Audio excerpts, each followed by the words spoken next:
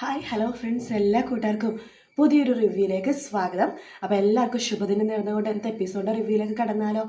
അങ്ങനെ നമ്മുടെ മനോഹരനടുത്ത് സരയു പറയുന്നുണ്ട്, എന്നാലും അച്ഛനെ തന്നെ കൊണ്ടുപോകണം മനുവേട്ടാ.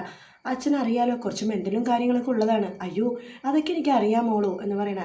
അതെ, അപ്പോൾ എന്നെ കൊണ്ടുപോയാൽ പോരെന്ന് ചോദിക്കുമ്പോൾ അയ്യോ മോൾക്ക് അറിയാത്തതുകൊണ്ടാ. രാവിലെ ഫുഡ് കഴിച്ച് മീറ്റിങ്ങിൽ കയറി കഴിഞ്ഞാൽ ചിലപ്പോൾ മീറ്റിംഗ് കഴിഞ്ഞിട്ട് പിന്നീട് ഫുഡ് കഴിക്കാൻ പറ്റുള്ളൂ. അത്രയും നേരം മോൾക്ക് ഭക്ഷണം കഴിക്കാതൊന്നും പറ്റില്ലല്ലോ. മോൾക്ക് കുഞ്ഞുവാവയും കൂടി ഉള്ളതല്ലേ, ആ കാര്യം നമ്മൾ ആലോചിക്കണ്ടേ എന്ന് പറയാണ്. എങ്കിലും അച്ഛനെ കൊണ്ടുപോകണമെങ്കിൽ എനിക്ക് ഒട്ടും താല്പര്യമില്ല.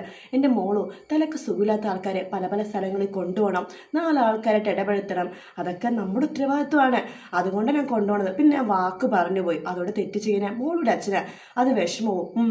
മനുവേട്ടന് അച്ഛനെ ഭയങ്കര ഇഷ്ടമാണ് ഇപ്പോഴും. പക്ഷെ അച്ഛനും അങ്ങനെയല്ലല്ലോ. അത് എന്തെങ്കിലും ആവട്ടെ മോളൂ, സുഖമില്ലാത്ത ആളല്ലേ എന്ന് പറയാണ്. എങ്കിലും വാ, സമയമായി എന്ന് പറഞ്ഞിട്ട് നമ്മുടെ മനു സരയും കൂടി നിലത്തേക്ക് ഇറങ്ങുവാട്ടോ. ആ സമയം നമ്മുടെ ഷാരി അവിടെ ഉണ്ട്. ഷാരി ചോദിക്കുന്നുണ്ട് മനുവിൻ്റെ അടുത്ത്, മോനെ ഇയാളെ തന്നെ കൊണ്ടുപോകണം, മോന് തലക്ക് സുഖമില്ലാത്ത ആളാ, എപ്പോഴാ എന്താ എവിടെയാ പറയണമെന്ന് അറിയില്ല എന്ന് പറയുമ്പോഴേക്കും എൻ്റെ അമ്മേ, ഞാൻ അതേ ഇപ്പം സരയുമോളടുത്ത് കാര്യങ്ങളൊക്കെ പറഞ്ഞേ ഉള്ളൂ. അച്ഛന് സുഖമില്ല വെച്ചിട്ട് നമ്മൾ മാറ്റി നിർത്തുന്നത് അത്ര നല്ല സ്വഭാവമല്ല എന്ന് പറയാണ്. ആ സമയത്ത് രാഹുൽ പറയുന്നുണ്ട്, അതെ ഇവിടെ കാര്യങ്ങളൊന്നും അറിയാണ്ടേ കഥ അറിയാതെ ആട്ടമാണത് നിങ്ങൾ രണ്ടുപേരും ആണ് എന്ന് പറയുമ്പോൾ പെട്ടെന്ന് തന്നെ മനോഹർ രാഹുലിൻ്റെ മുഖത്തേക്ക് നോക്കുമ്പോൾ രാഹുൽ പിന്നൊന്നും മിണ്ടുന്നില്ല കേട്ടോ. അതിനുശേഷം നമ്മുടെ ഷാരി പറഞ്ഞിട്ട്, കണ്ടില്ല അയാൾ പറയണത് അയാൾക്ക് തലക്ക് സുഖമില്ലായ്മ തുടങ്ങിയിട്ടുണ്ട്, മോനെ വെറുതെ ഇയാളെ കൊണ്ടോണ്ട, നല്ലൊരു മീറ്റിങ്ങിന് പോണതാ എന്ന് പറയുമ്പോൾ അയ്യോ അമ്മേ ഞാൻ അച്ഛനോട് വാക്ക് പറഞ്ഞു പോയി, ഇനി തെറ്റിക്കാൻ പറ്റില്ല എന്ന് പറയാണ്. എങ്കിലും ശരി മോനെ, എല്ലാം മോൻ്റെ ഇഷ്ടം. കണ്ടില്ലേ മനുഷ്യ, നിങ്ങൾക്ക് മനുമോനോട് എപ്പോഴും ദേഷ്യമാണല്ലോ, പക്ഷെ മനുമോൻ കണ്ടില്ലേ നിങ്ങളോട് എത്രമാത്രം സ്നേഹത്തോടെയാണ് പെരുമാറുന്നത് എന്നിങ്ങനെ പറയുവാട്ടോ. അതിനുശേഷം രാഹുലും മനോഹരം കൂടി അവിടെ നിന്ന് ഇറങ്ങുവാണ്. അവിടെ നിന്ന് ഇറങ്ങിക്കഴിയുമ്പോഴേക്കും രാഹുൽ വണ്ടി എടുക്കാൻ വേണ്ടി കാറിലേക്ക് കയറുന്നുണ്ട്. തൊട്ടപ്പുറത്തെ സീറ്റിൽ തന്നെ മനോഹരം ഇറങ്ങുന്നുണ്ട്. എടാ നിന്റെ കല്യാണമല്ലേ ഇടുന്ന്, നിനക്ക് മര്യാദക്കുള്ള ഡ്രസ്സെങ്കിലും ഇട്ടൂടെ എന്ന് പറയാണ്. എടോ ഡ്രസ്സൊക്കെ ആട്ടെ എൻ്റെ കൂട്ടുകാരനെ റോഡരികെ കാത്തിരിക്കും, താൻ അങ്ങോട്ട് കൊണ്ടുപോയാൽ മതി, കല്യാണത്തിൻ്റെ കാര്യങ്ങളൊക്കെ താൻ എന്നെ പഠിപ്പിക്കണ്ട, എനിക്കതൊക്കെ നന്നായിട്ട് അറിയാം. അത് ശരിയാ, ഇങ്ങനെയല്ലേ നീ എൻ്റെ മോളെ പറ്റിച്ചത്? അതേടോ, പറ്റിക്കപ്പെടാൻ നിങ്ങളെപ്പോലത്തെ ഒരു ആൾക്കാരൊക്കെ ഉണ്ടെങ്കിലേ പറ്റിക്കാൻ എന്നെ പോലത്തെ ഒരുപാട് ആൾക്കാരുണ്ടാവും എന്ന് മനോഹർ പറയാട്ടോ. അങ്ങനെ വണ്ടി എടുത്തിട്ട് രാഹുൽ പോകുവാണ് മനോഹറിനെ കൂട്ടിക്കൊണ്ട്. അവർ പോയി കഴിയുമ്പോഴേക്കും ഷാരി പറയുന്നുണ്ട് സയുവിനോട്, മോളെ ഞാനൊരു സത്യം പറയട്ടെ. എന്താ? അതെ, അദ്ദേഹത്തിന് വിടണ്ടായിരുന്നു കേട്ടോ മനുമോൻ്റെ കൂടെ. അറിയാലോ മനുമോനോട് അയാൾക്ക് ഏറ്റവും കൂടുതൽ ദേഷ്യം എന്ന് പറയണം. അതെനിക്ക് അറിയാമേ, എന്ത് ചെയ്യാനാ, ഞാൻ മനുവായിട്ടോട് കുറേ പ്രാവശ്യം പറഞ്ഞതാ, പക്ഷെ മനുവായിട്ട കേൾക്കണ്ടേ എന്ന് പറയുമ്പോൾ എനിക്ക് അതല്ലേ മോളെ പേടി. ഡ്രൈവ് ചെയ്തുകൊണ്ടിരിക്കുമ്പോൾ സമയത്തെങ്ങാനും അയാൾ മനുമോനെ കഴുത്തിനെങ്ങാനും കയറി പിടിക്കുമെന്ന് എനിക്ക് പേടി. അയ്യോ അമ്മേ, അങ്ങനെ എങ്ങാനും ചെയ്യൂ അച്ഛൻ? പറയാൻ പറ്റില്ല മോളെ, ചിലപ്പോൾ അങ്ങനെ ചെയ്താലോ. അയ്യോ ഇതിനൊരു കാര്യം ചെയ്യാം, മനുവേട്ടനെ ഇപ്പോൾ തന്നെ വിളിച്ചിട്ട് പറയാം എന്ന് പറഞ്ഞിട്ട് സരയു അപ്പം തന്നെ മനുവിനെ ഫോണിലേക്ക് വിളിക്കുക കേട്ടോ. അങ്ങനെ മനോഹരനെ വിളിക്കുവാണ് സരയു. മനോഹർ ഫോൺ എടുക്കണ്ട, അതെ തൻ്റെ മോളുടെ കോള് തുടങ്ങി എന്ന് പറഞ്ഞിട്ട്, എന്താ മോള് എന്ന് ചോദിക്കുമ്പോൾ, അതേ മനുവേട്ട ശരിക്കും സൂക്ഷിക്കണം കേട്ടോ, അച്ഛനെ ഇവിടെ നിന്ന് പോയി കഴിഞ്ഞപ്പോഴാണ് അമ്മ സത്യം പറഞ്ഞത്, വേറൊന്നുമല്ല, ചിലപ്പോൾ മനുവേട്ടൻ്റെ കഴുത്തിനെങ്ങനെ കയറി പിടിച്ചാലോ.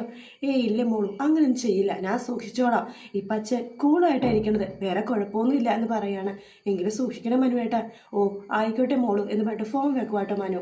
അതിനുശേഷം രാഹുലിനോട് പറഞ്ഞിട്ട്, കണ്ടില്ലേ തൻ്റെ മോളാ വിളിച്ചത്, താൻ എൻ്റെ കഴുത്തിനെങ്ങനെ കയറി പിടിക്കുന്നു, പേടിയാവക്ക് എന്ന് പറയുകയാണ്. എല്ലാവരും നീ കയ്യിലെടുത്ത് വെച്ചിരിക്കണേല്ലേ, ഞാനിനി എന്ത് പറയാനാ എന്ന് പറയാണ്. നിൻ്റെ കയ്യിലിരിപ്പ് എനിക്ക് മാത്രമല്ലേ അറിയുള്ളൂ. അതേടോ തനിക്ക് മാത്രമേ അറിയുള്ളൂ, അതുകൊണ്ട് തന്നെ തന്നോട് പറഞ്ഞത്, തൻ്റെ കയ്യിലിരിപ്പ് എനിക്കും അറിയാം, അതുകൊണ്ട് പരസ്പരം ധാരണയിൽ നമുക്ക് മുന്നോട്ട് പോകുന്നതാണ് നല്ലത് എന്ന് പറയുമ്പോൾ വഴിയരികിലെ കാത്തു നിൽക്കുവാട്ടോ മനോഹറിൻ്റെ കൂട്ടുകാരനും 2 പേരും കൂടെയുണ്ട്. അപ്പോൾ 2 പേരും ഇപ്പോൾ ചോദിക്കുന്നുണ്ട് കൂട്ടുകാരനോട്, അതെ ഞങ്ങൾ കറക്റ്റ് സമയം കഴിയുമ്പോൾ തിരിച്ചു പോകും കേട്ടോ, അതെ മണവാളനും പെണ്ണും വീട്ടിൽ പോണവരെ നിങ്ങൾ അവിടെ തന്നെ വേണം, വെറുതെ അല്ലല്ലോ 2000 രൂപ വെച്ച് 2 പേർക്കും തരാമെന്ന് ഞാൻ പറഞ്ഞിട്ടില്ലേ, ഇത്ര കുറഞ്ഞ സമയത്ത് വേറെ എവിടെ നിങ്ങൾക്ക് ഈ കൂലി കിട്ടും, വെറുതെ നിന്നാൽ മാത്രം മതി. അല്ല നമ്മൾ മാത്രം മതിയോ കല്യാണത്തിന്, വേറെ ആരെങ്കിലുമൊക്കെ വേണ്ടേ? അതെ പെണ്ണുങ്ങളെയൊക്കെ വീട്ടിൽ ഞാൻ സെറ്റ് ചെയ്തിട്ടുണ്ട്, നിങ്ങളിപ്പം മിണ്ടാതിരുന്നാൽ മതി, ഈ ഡ്രസ്സ് കാര്യങ്ങളൊക്കെ അവരെ കൊടുക്കണം എന്ന് പറയാണ്. അപ്പോഴേക്കും മനോഹറും രാഹുൽ അവിടെ എത്തുന്നുണ്ട് കേട്ടോ. ആ സമയത്ത് രാഹുൽ പറയുന്നുണ്ട്, ഇതേ നിൻ്റെ കൂട്ടുകാരൻ, ഞാൻ കണ്ടു, താനെവിടെ നിൽക്ക് എന്ന് പറയാണ്. അതിനുശേഷം കൂട്ടുകാരൻ്റെ അടുത്തേക്ക് പോകുന്നുണ്ട് മനോഹർ, ഡ്രസ്സ് വാങ്ങുന്നുണ്ട്. അപ്പോൾ പറഞ്ഞ പോലെ തന്നെ പെണ്ണുങ്ങളൊക്കെ വീട്ടിൽ റെഡിയല്ലേടാ, എല്ലാം റെഡിയാണ്, നീ ഒന്നും കൊണ്ട് പേടിക്കേണ്ട, ഇതൊക്കെ നമ്മൾ എത്ര കണ്ടിരിക്കണം എന്ന് പറഞ്ഞിട്ട് അവർ പരസ്പരം ചിരിക്കുക കേട്ടോ. അതിനുശേഷം നിങ്ങൾ ഈ കാറി വാ, ഞങ്ങൾ ഈ കാറി വരാം, കുറച്ച് കാറെങ്കിലും ആൾക്കാരില്ലെങ്കിലും കാറെങ്കിലും വെറുതെ പോന്നോട്ടെ എന്ന് മനോഹർ പറയാണ്. അങ്ങനെ ആ കൂട്ടുകാരനായിട്ടുള്ള വിക്ടർ ഉണ്ടല്ലോ, അയാളാട്ടോ, അയാളും വേറെ ആൾക്കാരും വേറെ വേറെ കാറിൽ വരുവാണ്. മനോഹറും രാഹുലും ഈ കാറിലേക്ക് വരുവാണ്. അങ്ങനെ ഡ്രസ്സൊക്കെ എടുക്കുന്നുണ്ട്. അതിനുശേഷമാണെങ്കിൽ കാണിക്കണ കല്യാണിനെയാണ്. കല്യാണി കിരണിനോട് പറയുന്നുണ്ട്, അതേ കിരണേട്ടാ, മേഘ്നയുടെ അനിയത്തിയുടെ കല്യാണം ഇന്നാണ്, അവൾക്ക് പോയാൽ കൊള്ളാമെന്നുണ്ട്. എന്തിനാ കല്യാണി പോണത്? അവൾ ആ പരിസരത്ത് പോലും കാണരുതെന്ന് അവളുടെ അമ്മയും അതുപോലെ തന്നെ ആ പെണ്ണ് നിശ്ചയം പറഞ്ഞതല്ലേ? അതേ, പക്ഷെ എന്തൊക്കെ പറഞ്ഞാലും അവളുടെ അനിയത്തിയുടെ കല്യാണമല്ലേ, കാണാൻ ആഗ്രഹം ഉണ്ടാവില്ലേ മാറുന്നെങ്കിലും. അതുകൊണ്ട് അവൾ പോട്ടെ കിരണേട്ടാ, ഞാൻ പറയേണ്ടത് പറഞ്ഞു, പോകാതിരിക്കണതാണ് നല്ലത്. പിന്നല്ല നിങ്ങളുടെ ഇഷ്ടമെന്ന് പറയുമ്പോൾ ദേ മേഘ്ന വരുന്നുണ്ട് എന്ന് കല്യാണി പറയുകയാണ്. മേഘ്ന ചായയായിട്ട് വരുവാണ്. ചായ കിരണ് കൊടുക്കുമ്പോൾ കിരൺ പറയുന്നുണ്ട്, അതേ മേഘ്ന, ഞാനൊരു കാര്യം പറയട്ടെ, മേഘനയ്ക്ക് ഇഷ്ടപ്പെട്ടില്ല എന്ന് എനിക്കറിയാം, എങ്കിലും പറയുവാണ്. മേഘ്ന ആ കല്യാണത്തിന് പോകേണ്ടതേ പറയുള്ളൂ, വെറുതെ അവിടെ പോയിട്ട് അപമാനപ്പെടും. നിങ്ങൾ എങ്ങനെ മേഘനയാണ് ഇത് വന്നതെന്ന് അറിഞ്ഞു കഴിഞ്ഞാൽ അവരെല്ലാവരുടെ മുമ്പിൽ മേഘനെ വലിച്ചു കീറും. എനിക്കെല്ലാം അറിയാം കിരൺ സർ, പക്ഷേ എനിക്ക് ആ കല്യാണം കൂടിയാൽ കൊള്ളാമെന്നുണ്ട്. ഞാനത് പോയിട്ട് പെട്ടെന്ന് കണ്ടിട്ട് വരാം എന്ന് പറയട്ടെ. ഇനിയെല്ലാം നിങ്ങളുടെ ഇഷ്ടം എന്ന് പറയട്ടെ കിരൺ അവിടെ നിന്ന് പോവാണ്. കല്യാണി മേഘനടുത്ത് പറയണ്ടേ, മേഘന വിഷമിക്കണ്ട കേട്ടോ, ഞാനും കൂടി വരാം. അയ്യോ, അത് കല്യാണി ചേച്ചിക്ക് അതൊരു ബുദ്ധിമുട്ടാവില്ലേ?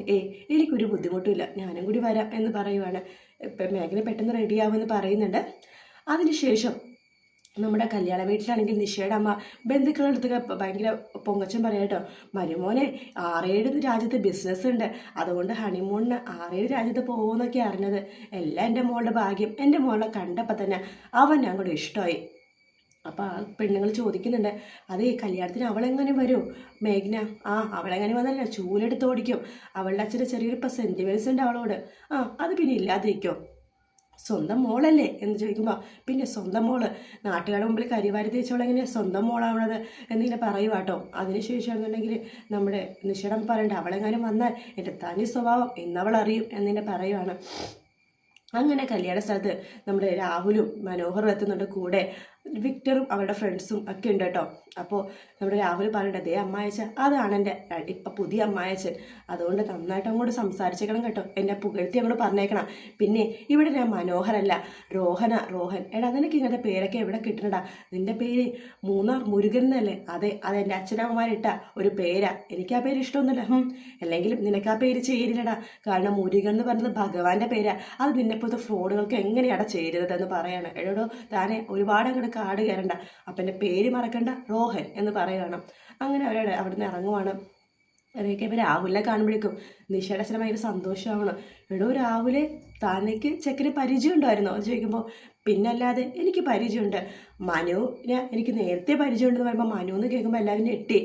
രാഹുലിൻ്റെ മുഖത്തേക്ക് നോക്കിക്കൊണ്ടിരിക്കുന്ന ഭാഗത്തോട് കൂടിയിട്ടാട്ടോ എപ്പിസോഡ് തീരുന്നത്. വീഡിയോ ഇഷ്ടപ്പെട്ടെങ്കിൽ ലൈക്ക് ചെയ്യുക, സബ്സ്ക്രൈബ് ചെയ്യുക, കമൻറ്റ് ചെയ്യുക. മറ്റൊരു വീഡിയോ വീണ്ടും കാണാം. Take care, bye bye.